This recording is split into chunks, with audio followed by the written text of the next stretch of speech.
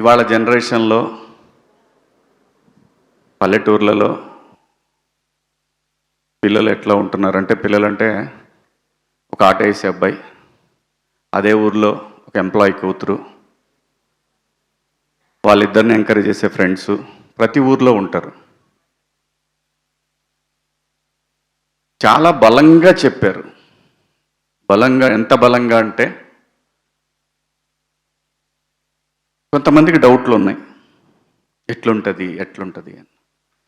కథని నమ్మి నిజాయితీగా తీస్తే ఏ సినిమా కూడా మోసం చెయ్యదు. ఒక్కోసారి సినిమాలను ఏమంటారంటే, ఓకే పర్లేదు చూడొచ్చులే, క్లైమాక్స్ కొంచెం బాగుంటే.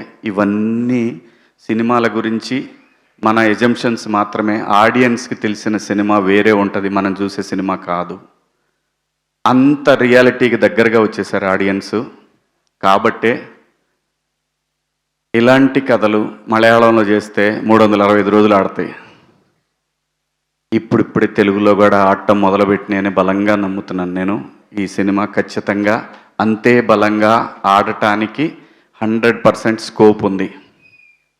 ఎక్కడా కూడా సాడ్ ఎండింగ్ లేదు సినిమా.